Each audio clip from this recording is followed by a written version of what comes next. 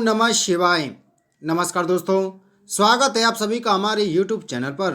दोस्तों, आज मैं आपको शिव महाप्राण की कथा सुना रहा हूँ।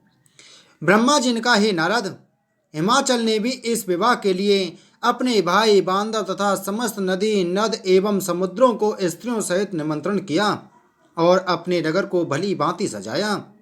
अनेक मंदिरों को रत्न आदि से पूर्ण कर भूषित किया गया। अच्छा मंडप छाकर बंदर बाण तथा मोतियों की झाड़ें लटका दी। समस्त निमंत्रित भाई बंधु उनके घर एकत्रित हुए। इस प्रकार वहां एक आशाजनक सामग्री एकत्रित हुई।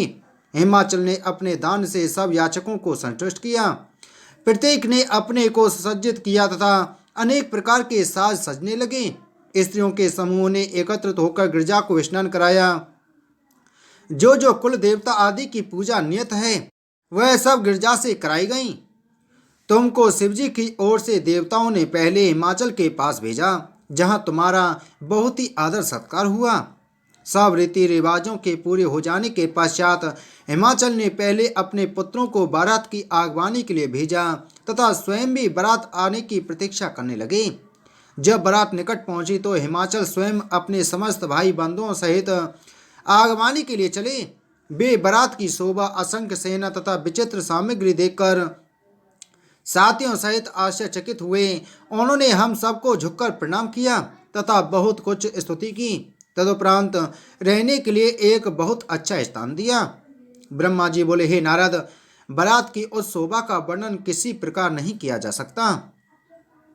सब बारात बड़ी सज धज के साथ अपने अपने वाहनों पर चढ़कर हिमाचल के घर की ओर चली। बारात को द्वार पर आया हुआ देखकर मीना की इच्छा हुई कि सर्वप्रथम मैं अपने दामाद को देखूं। उसके पश्चात द्वारचार की रीति पूरी की जाए। यह विचार कर मीना ने तुमको बुलाया तथा अपनी मनोकांक्षा प्रकट की। वह बोली कि तुम जिसको पर ब्रह्म तथा सर्वश्रेष्ठ कहते थे उसे देखकर ही सब काम किए जाएंगे। ब्रह्मा जी बोले, हे नारद, जब मीना राज्य के अहंकार से यह अनुचित विचार अपने मन में लाई तथा उसने शिवजी के स्वरूप की परीक्षा करनी चाहिए, तब शिवजी यह जानकर अप्रसन्न हुए। अब मैं ऐसा चरित्र करता हूँ जिससे यह मूर्ख ऐसी बातों को भूल जाए। ऐसा सोचकर शिवजी ने अपना विचार विष्णु को बुलाकर प्रकट किया और कहा, हे विष्णु, तुम और ब्रह्मा हमारे बड़े शुभचिंतक हो। हम तुमको आदेश देते हैं कि तुम सब पहले अलग अलग अपनी सेना सहित हिमाचल के द्वार पर चलो। हम सबके पश्चात वहां आवेंगे। विष्णु जी ने यह सुनकर सबको शिवजी का आदेश सुनाया। उस आदेश के अनुसार ही सब अलग अलग अपनी सेना सहित चले तथा हिमाचल के द्वार में प्रवेश करने लगे। मीना ऐसी धूमधाम से आते हुई बारात को देखकर प्रसन्न हो कहने लगी, वाह वाह, कैसी सुंदर बारात है। उसकी ऐसी दशा हुई कि जिसको देखती तुमसे उसी के विषय में पूछती कि क्या यही गिरजा के पति हैं।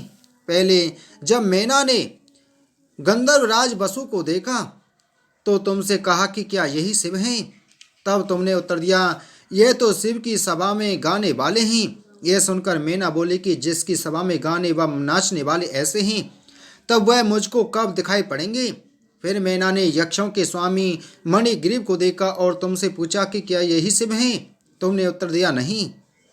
हे नारद, इसी प्रकार मीना ने धर्मराज, सर्प, वरुण, पवन, कुबेर, ईशान, आठों दिक्पाल, रुद्र, इंद्र, चंद्र, गृहपति, शुक्र, प्रजापति, सप्तऋषि, ब्रह्मा तथा विष्णु जो एक के पीछे एक आते थे को देखकर प्रसन्न हो तुमसे पूछा, क्या यही शिव हैं। परंतु तुम बराबर यही उत्तर देते रहे कि नहीं, ये शिव नहीं हैं, ये तो शिव भक्त हैं। यह सुनकर मीना अत्यंत प्रसन्न हुई तथा अपने को धन्य समझने लगी। वह समझी कि हमारा कुल कृतार्थ हो गया। इस प्रकार मीना के सब दुख दूर हो गए। ब्रह्मा जी बोले, हे नारद, मीना ने तुम्हारी तथा गिरजा की बहुत प्रशंसा करते हुए तुमसे कहा कि मैंने अब तक शिवजी को नहीं देखा। इतने में शिवजी सम्मुख आ गए। तब तुमने मीना से कहा, यही शिवजी हैं, यही गिरजा के पति हैं, इन्हें अच्छी तरह देखो। मीना ने शिव को अच्छी तरह देखा, परंतु शिव की माया ने से उनके नेत्र ऐसे हो गए कि उनकी दृष्टि में संदेह उत्पन्न हुआ। उस समय उसको शिवजी का दल ऐसा दिखाई देने लगा जैसे कि वे सभी भूत प्रेत आदि हैं। कईयों के तो हाथ ही नहीं थे तथा कई के बहुत से हाथ थे। मीना ऐसा दल देखकर बहुत भयभीत हुई। उस सेना में शिव जी को बैल पर चढ़े त्रिनेत्र चंद्रमा तथा मुकुट धारण किए हुए, बाघंबर एवं गज चर्म धारण किए हुए, हाथों में डमरू, कपाल, त्रिशूल और सब शस्त्र लिए, कंठ में हलाल की श्यामता तथा शरीर में सर्प लिपटाए हुए देखा। ये नारद, उस समय तुमने मैना से कहा कि अब तुम इधर उधर क्या देखती हो, शिव का रूप क्यों नहीं देखती? जब मैना ने शिव का ऐसा रूप तथा वैसी सेना देखी तो वे भयभीत होकर अत्यंत दुखी हुई और मूर्छित होकर धरती पर गिर पड़ी। सबको अत्यंत खेद हुआ। सब लोग औषधि आदि का उपचार कर मैना को चेत में लाए। फिर मैना तुमसे बोली, हे नारद, तुझे धिक्कार है, तूने मेरी कन्या का जीवन नष्ट कर दिया। यह अवधूत मेरी लड़की के साथ विवाह करने के लिए भूत प्रेतों की सेना लेकर आया है। मेरा तथा हिमाचल का जन्म व्यर्था हुआ। सप्तऋषियों ने भी मेरे साथ धोखा किया है। हे नारद, यह कहकर मैना गिरजा से बोली, हे पुत्री, तुमने वन में जाकर यह क्या काम किया? हंस के स्थान पर कौवा लिया, सूर्य से मतलब न रखकर जुगनू से मनोरथ चाहा, घी अच्छा न लगा तथा रेंडी के तेल से रुचि हुई। तुमने यज्ञ की भस्म को दूर कर चिता की भस्म लगाई, जो विष्णु तथा अन्य देवताओं को छोड़ शिव के लिए तप किया। तुम्हारे कर्मों को धिक्कार है। तुम्हारे उपदेश, तुम्हारी सखियां एवं तुम्हें भी धिक्कार है। अब मुझको आनंद कहाँ है? यह सब मेरे कर्मों का ही फल है। मैंने बड़े प्रेम से पुत्री के लिए तप किया था, परंतु ऐसा दुख देने वाला फल तथा ऐसा भयावना स्वरूप मुझको प्राप्त हुआ। यह कहकर मैना बारंबार पृथ्वी पर गिरकर मूर्छित होने लगी। कुछ देर पश्चात मैना को जब चेत हुआ तो गिरजा की ओर से आंखें मूंद कर धिक धिक करने लगी। वे बोली, मुझे दुख है कि तुम मर ना गई। इस प्रकार इस समय हमारे कुल में बट्टा तो न लगता। हिमाचल ने भी नारद के वचन पर इतना विश्वास कर बहुत बड़ी मूर्खता की। अब मैं क्या करूं जिससे मेरा यह दुख दूर हो? मैना ऐसे वचन कहती हुई रो रो कर धरती पर गिर पड़ती थी। यह देखकर सब आनंद दुख में परिवर्तित हो गया, परंतु बहुत समझाने के पश्चात सब लोगों ने पुनः आनंद मनाया। ब्रह्मा जी बोले, हे नारद, मैना की यह दशा देखकर नगर भर में उदासी छा गई। सब देवता आदि वहां बहुत प्रकार से मैना को समझाने लगे कि तुम यह क्या करती हो, जो इस प्रकार इस शुभ अवसर को अशुभ किए देती हो। यह सुनकर मैना ने जो कुछ मन में आया देवताओं को बुरा भला कहा तथा दिक्पाल आदि को वहां से उठा दिया। हे नारद, तब तुमने मैना को समझाते हुए कहा, हे मैना, तुम्हारी बुद्धि कहाँ गई है? यह सब शिव की लीला है।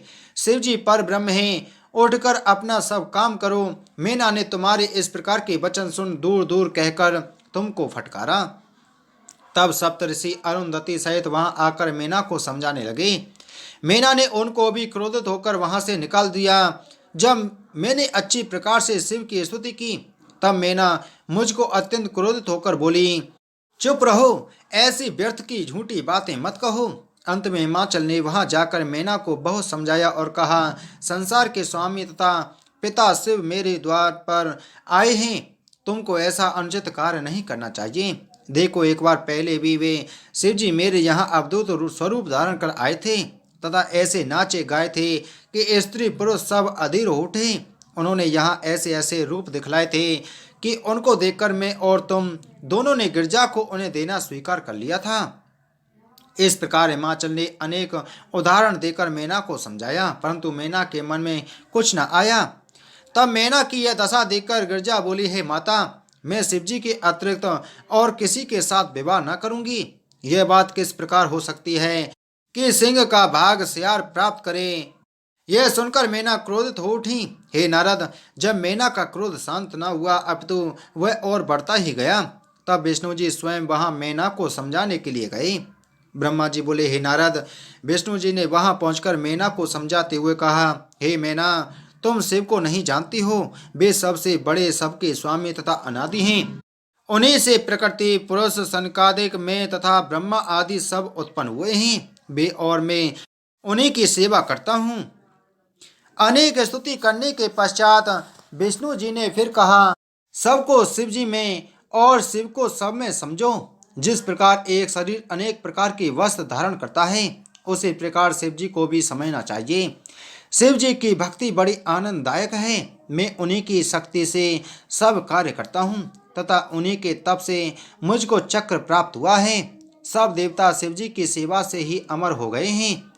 ब्रह्मा जी बोले, हे नारद, विष्णु जी शिव जी के गणों का इस प्रकार वर्णन करते हुए मैना से फिर बोले, हे मैना, तुमको सब धर्म रूप कहते हैं, इसलिए आज मैं तुमको समझाता हूँ कि तुम्हारा यह परम सौभाग्य है जो सदा शिव हम सबके साथ तुम्हारे द्वार पर पधारे हैं। तुम इस बात को भली भांति समझो कि शिव जी की भक्ति के बिना यह संसार भर का बखेड़ा व्यर्थ है। शिव जी का तप बहुत सरल है। उनके अनेक रूप तथा असंख्य लीलाएं हैं।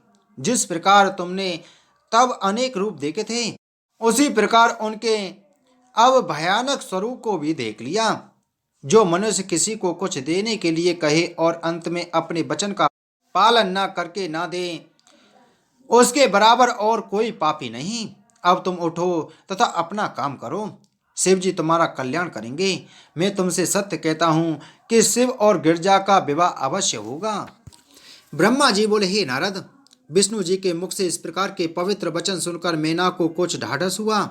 तब वह उठकर लज्जा पूर्वक विष्णु से बोली, आपने मुझको समझाकर बड़ा धीरज बनाया, परंतु मैं अपने मन से विवश हूँ।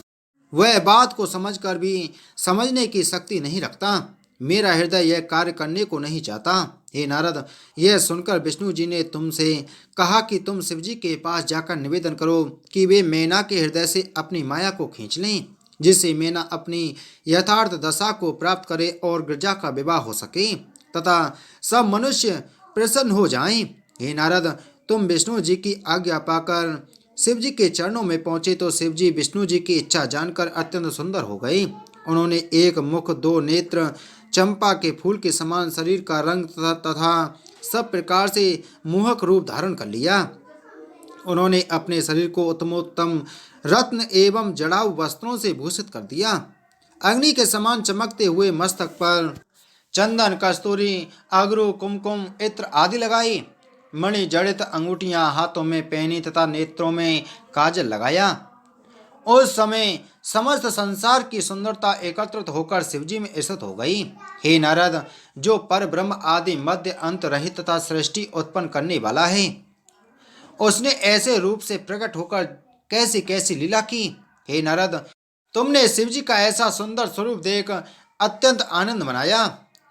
तुम स्तुति करने लगे और मैना से बोले कि हे मैना, अब तुम शिवजी के रूप को देखो। तब मैना ने शिवजी के रूप को देखा और अत्यंत प्रसन्न हुई। फिर चारों ओर प्रसन्नता छा गई। देवता उच्च स्वर से जय शिव शंभु कहने लगे। अप्सराएं नृत्य करने लगीं। शंख, मृदंग आदि बाद बजने लगे। उस समय मैना भी बोली, यह हमारा परम सौभाग्य है। इसके पश्चात शिवजी संपूर्ण बारात के साथ हिमाचल के द्वार को चले। ब्रह्मा जी बोले, हे नारद, वे लोग संसार में बड़े भाग्यशाली हैं जो शिव जी की भक्ति करते हैं। शिव जी की भक्ति तीनों लोकों को भाग्य से ही प्राप्त होती है। वे ही सदाशिव जब देवताओं सहित संसारी मनुष्यों के समान हिमाचल के द्वार को चले, तब उनको देखने के लिए नगर की सब स्त्रियां जो जिस अवस्था में बैठी थीं उसी प्रकार उठकर चल दीं। वे शिव जी को देखकर परस्पर कहती थीं कि गिरजा को ऐसा पति तप के ही कारण मिला है। वे सब मिलकर परस्पर मंगल गान करने लगीं। मैना ने अत्यंत प्रसन्न होकर शिवजी की आरती उतारी। गिरजा ने भी अपनी माता से छिपकर शिवजी को देखा। उनका जैसा सुंदर स्वरूप गिरजा को दिखाई दिया, उसकी प्रशंसा नहीं की जा सकती। गिरजा ने सुंदर स्वरूप को देखकर प्रणाम किया। तब हिमाचल ने कुल तथा रीति के अनुसार बड़ी प्रसन्नता एवं धूमधाम के साथ सब रीतियां पूरी की। द्वारचार के पश्चात गायन, नृत्य, पुष्प वृष्टि तथा अनेक प्रकार के आनंद मंगल होने लगे। तत्पश्चात बारात जन्माशय को गई। बोलो शिव महापुराण की जय। बोलो शिव शंकर भगवान की जय।